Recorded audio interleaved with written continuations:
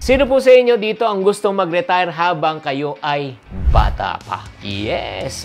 Alam nyo ba, pwede kayong mag-retire pag kayo ay umabot na ng 40.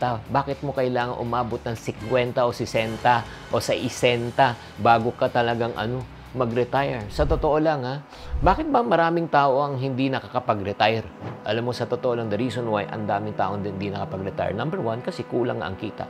Number 2, walang ipon. Number 3, hindi nakapagplano. Diba? Number 4, walang retirement fund. Number 5, nung tumigil po sa kakatrabaho, ano po nangyari? Tumigil din po ang daluyan ng pera. Kaya nga, in this video of ours, ladies and gentlemen, pag-uusapan na po natin, kung paano ka makaka-retire habang ikaw ay bata pa. Exciting po to. Chinkitan to, ang inyong pambansang wealth coach. Kung marami ba sa atin ang natatandaan, di ba? Yung during the time nag-umpisa na naghihirap tayo, parang wala pa tayong masyadong ipon, at may kakilala ba kayong tao na talagang nung nag-retire, imbis na gumanda ang buhay, na talagang naghirap? Yun nga. Kasi nga, hindi nga nila alam kung anong gagawin. Kaya nga itong mga friendship para sa mga tao na gusto talagang mag-retire na habang bata pa. Ito muna mga advantages. I want you to write down the advantages. Number 1, magkakaroon ka ng more tinatawag na freedom of time, di ba? Ang pinakamasarap talaga yung magagamit mo talaga yung oras mo Nakasama mo yung mga mahal mo sa buhay. Alam mo, sa isang OFW, mas mahalaga po sa kanya yung oras na kasama yung pamilya kaysa ang pera na malaking kanyang kinikita. And the reason why some of our OFW friends are out there, it's not because they want to, but they need to. Agree? Number 2, pag ikaw po, siyempre, nakapag-retire ka ng mas maaga, magkakaroon ka ng tinatawag nating na opportunity to pursue your passion and hobbies in life. Ano pa talaga ang gusto mo sa buhay? Ginagawa mo isang bagay, hindi dahil kailangan mo ulit, dahil gusto mo. Ang sarap talaga di ba? Yung nakakapag-travel ka na, nagagawa mo na yung gusto mo, nakakain mo na yung gusto mo, dahil nga, wala ka ng problema pagdating sa pera. At nagkakaroon ka ng tinatawag na financial freedom, kasi nga, stable ka na, kaya nakapag-retire ka na. Ano naman po naman ang mangyayari on the other side pag hindi tayo nakapaghanda? Una naman, aasa tayo sa ibang tao. Kaya nga, shout out lang po sa ating mga nagkakaedad na po bilang isang magulang. Kaya ako ay naghahanda po ngayon para pagdating po ng panahon, hindi po ako aasa sa aking mga anak. Siyempre, ang hirap din naman, di ba? Pag umaasa tayo sa ating mga anak. Minsan yung mga anak po natin, kahit gusto rin po magbigay, gusto rin po tumulong, pero hindi nila kaya. Kaya iwasan po natin yan. Number 2, siyempre, magkakaroon tayo ng financial struggles and choices. Imagine mo, ang dami mo nang nararamdaman sa katawan. Diba? Sakit dito, sakit dyan. Pagkatapos yan, nag-iisip ka pa paano ka makakuha ng pambili ng pagkain, pambili ng gamot, diba? At bawal magkasakit. Bakit? Napakataas po ng bills para tayo po ay pumunta at pumasok ng ospital. At pangatlo po, wala tayong choice. Pagka hindi ka nakapaghanda sa retirement, wala kang choice kung saan ka titira. Wala kang choice kung saan ka kakain. Kung ano kakainin mo, wala kang choice kung saan ka magpapagamot. Gusto mo ba yun? Siyempre naman hindi. Kaya nga, i-reveal ko na sa inyo ang isang bagay na tutunan ko sa mga milyonaryo na nag-retire ng maaga. Okay? So, isulat niyo na po ito.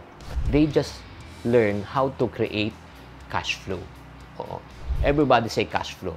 Ano po itong cash flow na ito? Ang ibig sabihin po, daluyan ng pera. Oo. Kailangan, number 1, ang natutunan ko po sa kanila, hindi lang po iisa ang kanilang cash flow. They have what we call as multiple sources of cash flow. Ano ibig sabihin multiple? Hindi lang iisa ang source ng kanilang kita. Para patunayan ko po sa inyo. Name me one billionaire, isang bilyonaryo po, na may kakilala ba kayo ng isang bilyonaryo na iisa lang source ang kinikita? From Henry C., Lucio Tan, Gokong Wei, di ba? Lahat po sila, ang income po nila, hindi lang po iisa, kundi multiple. Bakit po? Just in case na kunyari may mangyari sa isang pinagkakitaan, meron po sila talagang fallback. That's number 1 secret ng mga taong nagre-retire ng early.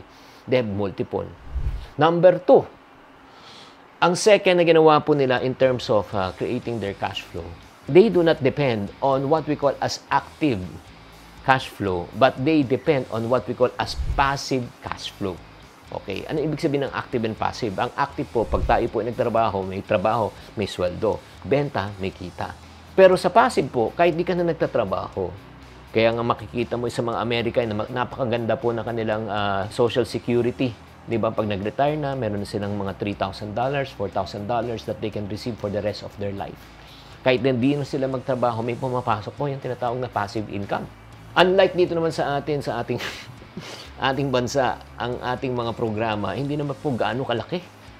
Wala tayong even $1,000 na 55,000 pesos. Di ba? Na parang retirement fund. Sana all.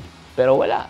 Yun po na-realize ko that they are earning and they are receiving what we call as passive income aside from multiple sources of income.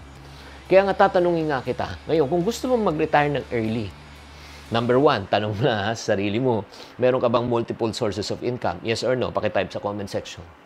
Number two, meron ka bang passive income na oras na kahit di ka na nagtatrabaho, pumapasok pa rin at may dumadaloy pa rin pera? Yes or no? Pakitype sa comment section. So, kung ang sagot mo sa dalawang question na yan ay no and no, ang ibig sabihin po niyan, you will not be able to retire young and not even you will not be able to retire old. Bakit? Kasi wala yan. Meron pang pangatlo. Ito yung pangatlo, ang pinakamatindi na natutunan ko talaga sa kanila. So that we will be able to retire young and enjoy life, magkaroon tayo ng financial freedom and freedom of time. So, handa ka na ba? Kung handa ka na, type the word handa right now sa comment section. Ito yung na-realize ko at natutunan ko sa kanila. They are able, okay? Yung mga nakakapag-retire ng early, they are able to transfer. The key word is transfer. Sulat mo transfer. Transfer their income from active to passive. I will repeat. They're able to transfer their income from active to passive at a very early time. Ano ibig sabihin po niyan? Like for example, again, active po ha. Active, you work, you get paid. You stop working, you don't get paid. Passive, diba? The moment you stop working, you still get paid. So, ang goal natin, syempre, ano mas maganda dito? Active or passive? Definitely passive. So, anong ginawa po nila? Aside from multiple sources of income, aside from they earn from what we call as active and passive income, ang goal nila is this, to transfer their income from active to passive. So, the earlier you transfer your income from active to passive, the earlier you can retire.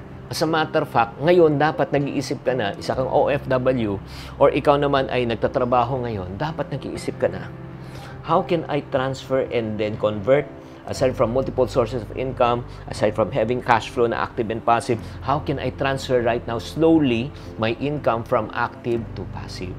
As a matter of fact, pag ngayon nakikinig ka sa akin, 20 plus ka. Pag nagawa mo yan by the age of, let's say, 30 to 40, na-transfer mo na karamihan ng income mo from active to passive, ay, panalo ka na. Pwede ka na mag-retire. Diba? Pwede ka na mag-hayay-hay. Diba?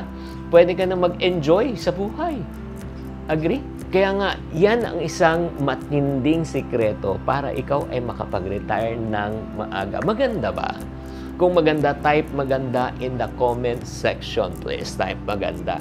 Kaya kung para sa mga tao nakikinig at nanonood ngayon, nagsasabi, Chinky, gusto ko matutunan paano lumikha ng tinatawag na passive income cash flow. Gusto ko matuto mag-invest. Gusto ko matuto paano mo ginagawa yan. Para sa mga taong hindi pa marunong mag-invest at gusto mo talagang matuto, ito yung gagawin po natin. Meron akong gagawin isang form sa loob ng comment section dito. Check out yun lang yung comment section. Meron po kayong form na i-fill up to help you to pre-qualify kung talagang pwede ka na ba mag-invest o hindi. Okay? Kung sinasabi mo, ay gusto ko talaga matuto mag-invest, let's check mo na kung qualified ka. Kung qualified ka, padadalang kita ng video to advise you, to teach you ano ang mga dapat mong hindi gawin bago ka mag-invest at para malaman mo kung talagang qualified ka.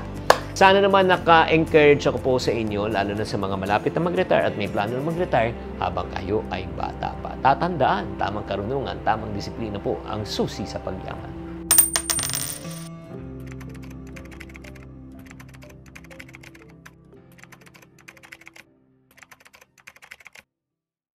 Without a